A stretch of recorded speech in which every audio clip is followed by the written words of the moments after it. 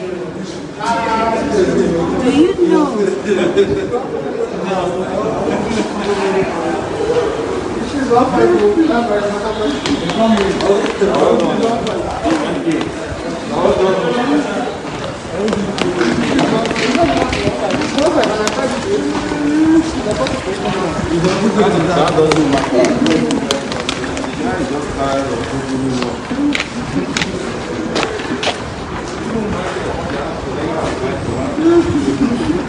That we still use against me. Yeah.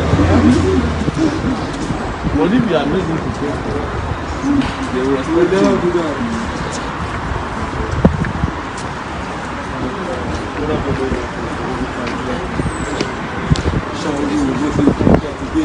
Yeah. You guys get to that. Yes. Sure.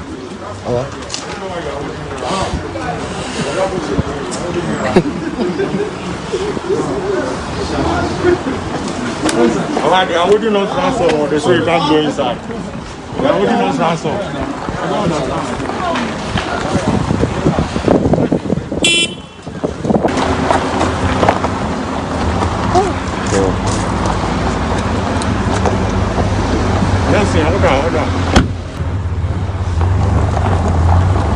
All right, guys.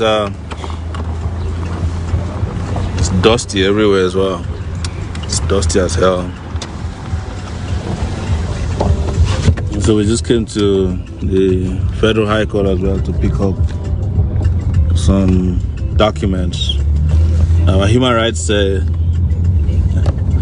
for our rights enforcement suit is coming up on July 10th as well. So on July 8th we'll be in the Court of Appeal. July 10th will be the Federal High Court for the rights enforcement suit.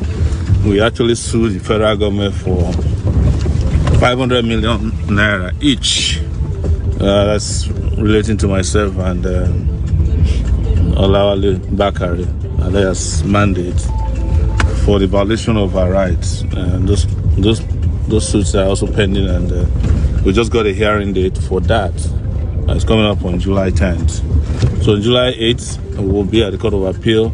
July 10th, we will be at the Federal High Court here before Justice Inyang Ekwo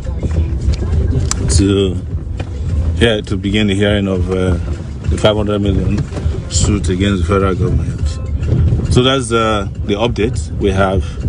I think some people were asking questions before we went into the Federal High Court.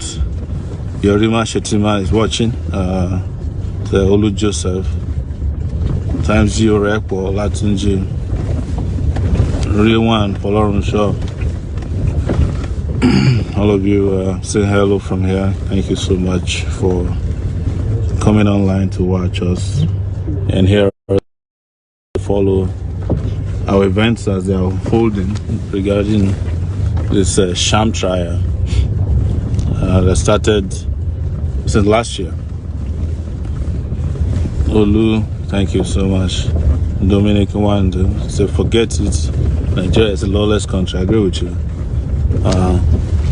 But we're pushing so that it becomes a lawful place for all. That nobody is above the law. Hey, Mama Esther Oluide, thank you so much for coming on. Olu, follow a humble prince. Yes, it's true. Serious BS trial. Yes, Sherima, solidarity. Thank you so much. I hope to see you one of these days in Abuja.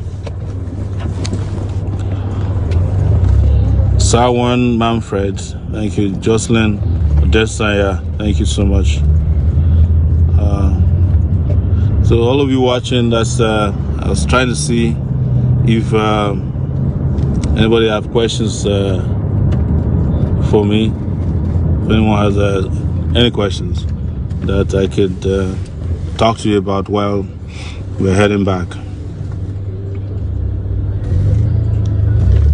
Oh, Yewale, additional, thank you. You said you followed us from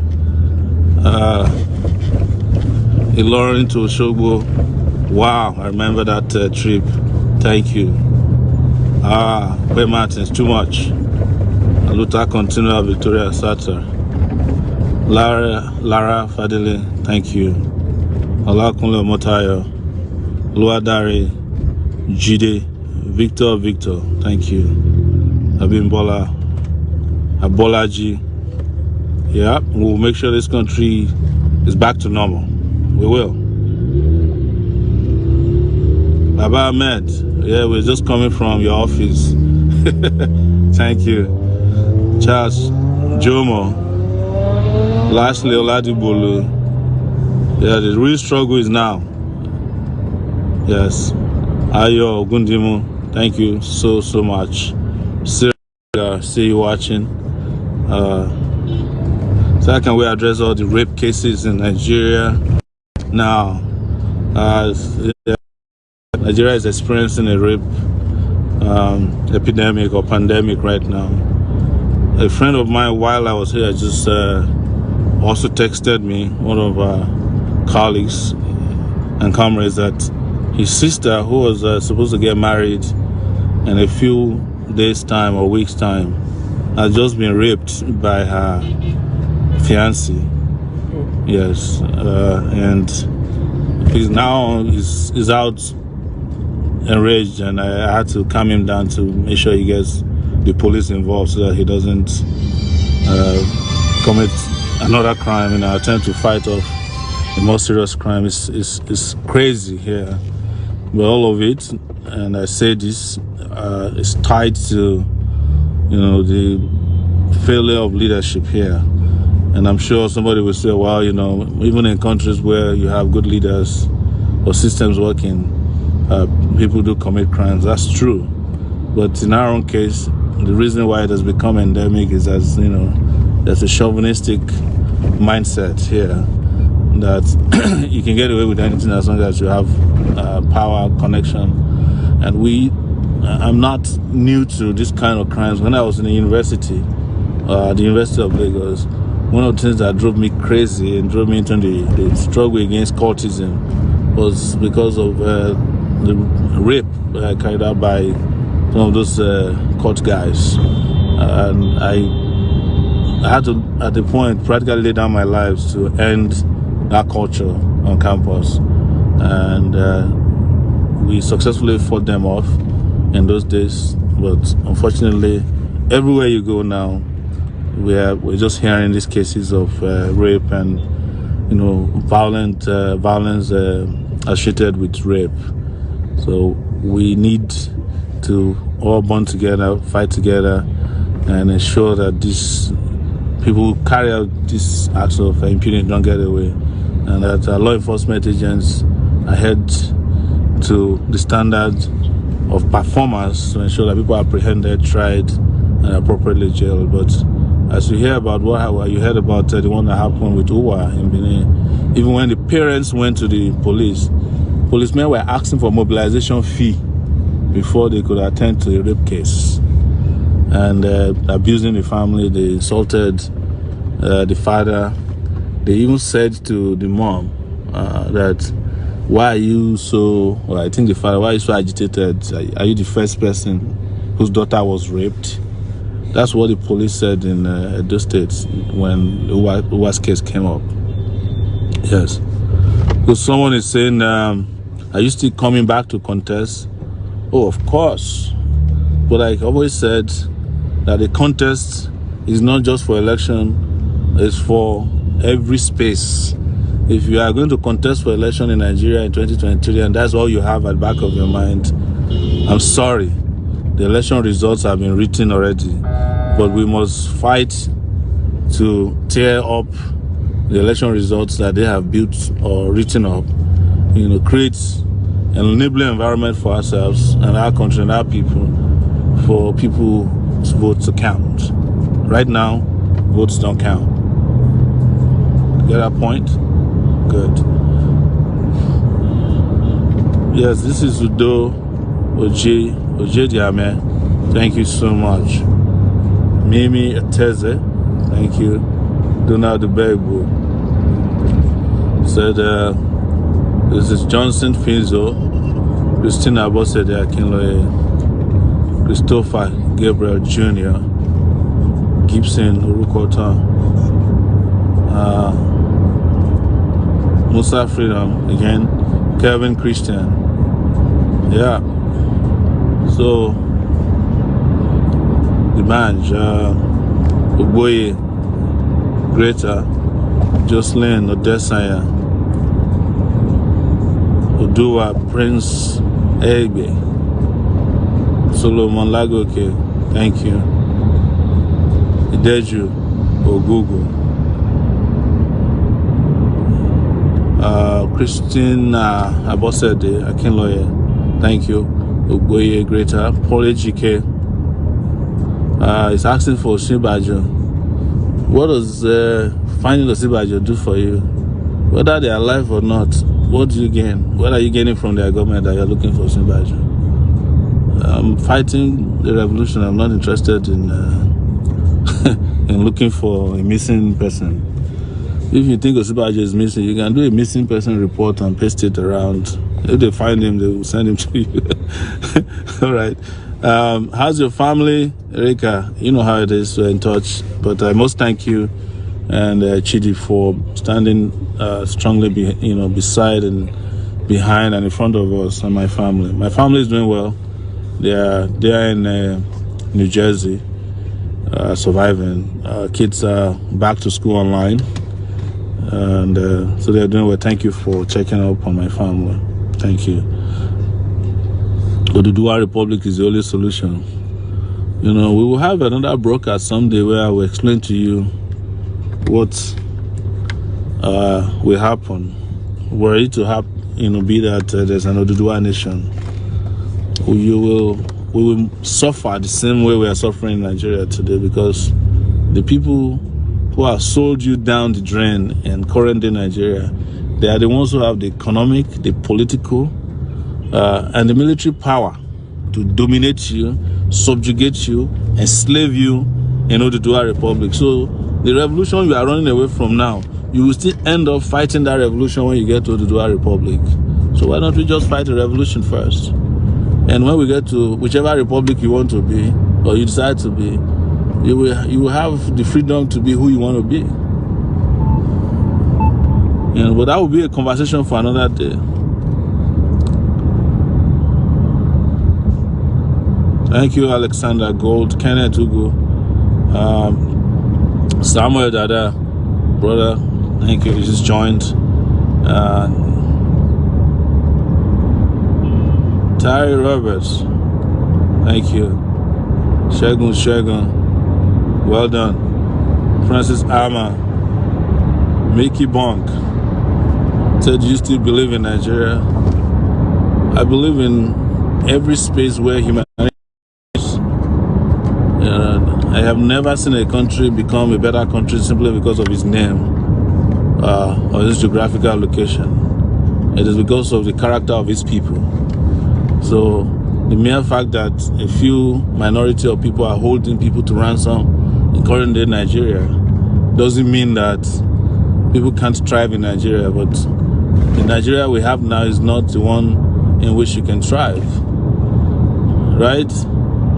And if you are in doubt, ask yourself, what is happening to your states governed by your own people? We have a lawyer who has been in detention for almost 6 months now in Abia State. The governor of Abia State is an Igbo man, Emperor Obona, who he put in prison for almost 5 months now, or maybe 3 or 4 months. I'm not sure the exact number of months. He's an Igbo man too, right? So that is dog eating dog or chicken eating chicken, whichever way you want to look at it. Our friend Agbajalingo was kept in prison for 6 months or thereabout, 5 or 6 months, by Cross Rivera from his own local government, the governor Ben Ayade. So there are wicked people all over the place, corrupt people all over the place, incompetent people all over the place. The guys holding you to ransom in Lagos is an Oduduwa person too, right? The people who killed Abiola, the people who betrayed Abiola, they were Oduduwa sons and daughters too. the man who decided to take Abiola's mandate away from him. They went to the same secondary school. Chief Shonekon. Is it not Yoruba man? The Ooni of Ife, late Ooni of Ife, who said that he had seen a video in Aso Rock showing that Abiola did not win election under Babangida. Is a Yoruba man too. Akintola and the rest of them that betrayed Awolowo in the 60s. They are Yoruba people too. The judge that sent Awolowo to prison under some false treason allegation. Yoruba man. So tell me about Oduduwa. Please tell me what I don't know about Oduduwa. That we not still need a revolution when you have your Oduduwa Republic. You know. Tell me. I want to hear. I want to hear where there are good people out there in your part of the country that don't need cleansing before you enjoy any form of fundamental rights. So I will, like somebody is suggesting here, I will do more live updates so that we can have this conversation. I've been around Nigeria, Oduduwa land, Ijaw land. I did my service in the north, Adamawa State. I traveled around the country in the last 2 years, 2018, 2019. Some of you were with me. And we saw the country the way it is. Same story everywhere. Same story of oppression. Same story of corruption. Same story of inhumanity against man. You know, man inhumanity against man. Everywhere. We saw all these things happen. So when you hear me say that I am not falling for the tricks of the political class by asking for the Oduduwa Republic, you know, I know what I'm saying. I know them. You know, I know the emotional, you know, decision by some of our friends, colleagues, comrades, to be asking for the Oduduwa Republic. But the question is, when the Oduduwa Republic is formed, are you going to be in charge? Are you going to be the Prime Minister of Oduduwa land? Is it not going to be the same Oduduwa children, boys and girls, men and women, who are now in Abuja and Lagos, holding you to ransom, that will still control the same Oduduwa? Tell me about it. So, of course, are there imbalances? You know, is there injustice? But the question is, which president of Nigeria has come to Nigeria before and brought justice to any part of Nigeria? Which one of them have brought development to any part of Nigeria? None. They come, they take care of themselves, their circle of friends, family. They leave you in worse conditions, than they met you. And that's why we're agitating for all kinds of things. But I'm saying, I'm a revolutionary-minded person. I know that by the time when I met Nnamdi Kanu, I told him the same thing.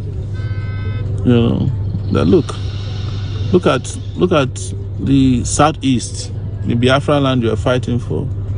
Look at what is happening there. Look at what people are doing to themselves, even in those places.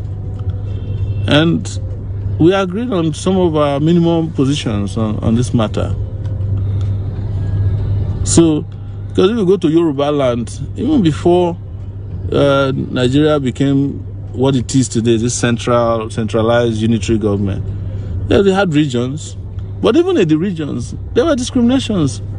The Egbas used to claim, that they are superior to Ijebus. The Ijebus said they are superior to Ekiti people. They used to call our Ekiti people Araoke, which is a derogatory word for people who are uncivilized, according to them. So, you think all those people who discriminate, who create confusion, who dominate and oppress people in Yoruba land will be gone? Yes. So, and for those of us who have traveled extensively and have to even erase our accent so that we can belong, we know the consequence of balkanizing a nation that's already fragmented. But I'm telling you that that's not the solution. The solution is a revolution. Period.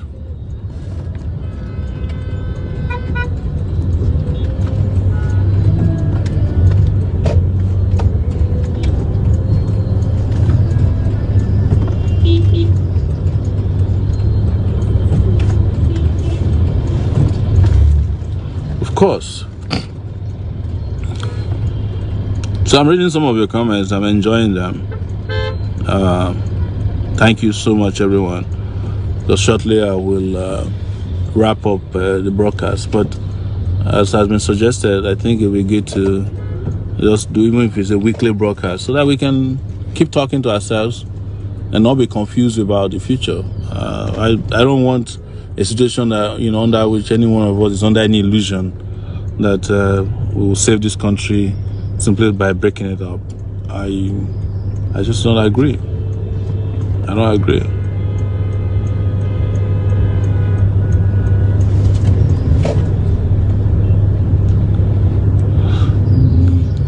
I'm reading your comments. Very interesting comments. Yeah.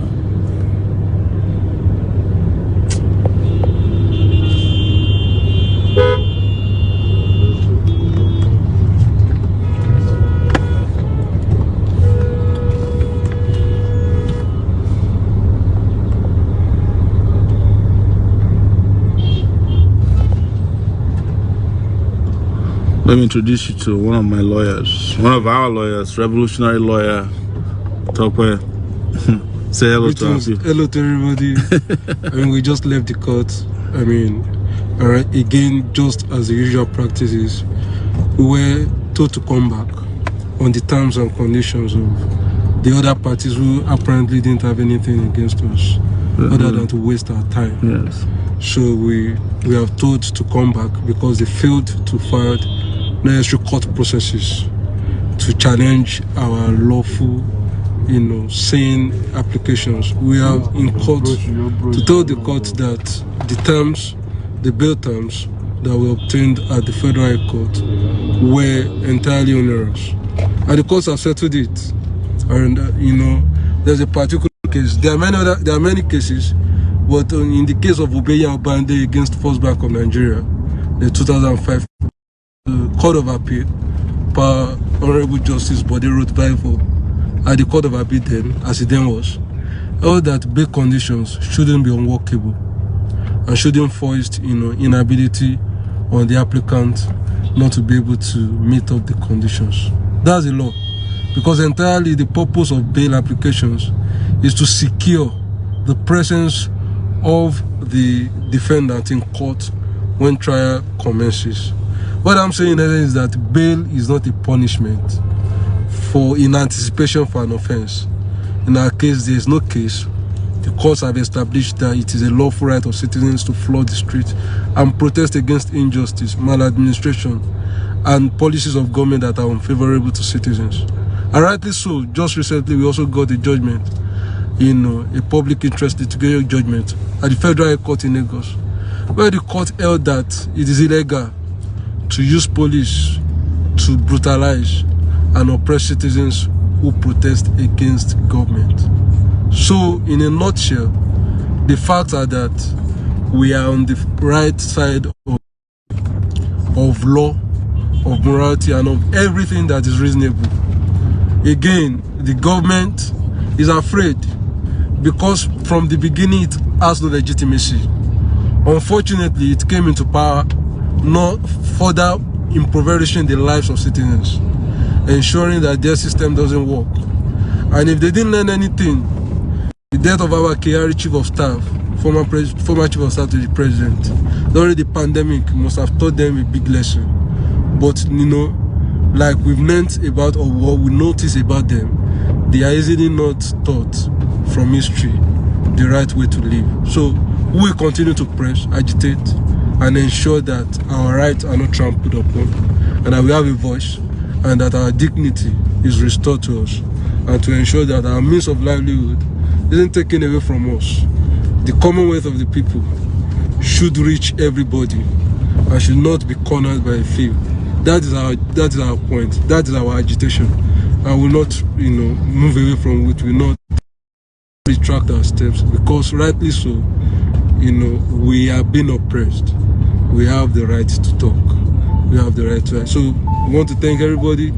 Always the moral support, the encouragement always has been very favorable and interesting, and it keeps all going, against every form of intimidation or oppression of the people. And again, thank you so much. I saw people, commenting about the SIM card case. Yeah, it is a victory for. Yeah, this is a lawyer who handled the SIM card case against Buhari's daughter. Yeah, and he won the case for 10 million naira. But they've been the deadbeats that they are. They have refused to pay. Yeah, and he has written to them to pay up. Of course. As soon as possible. Otherwise, they will be cited for contempt. Of course. So it is a victory for the people. It is a victory for the entire citizens of Nigeria.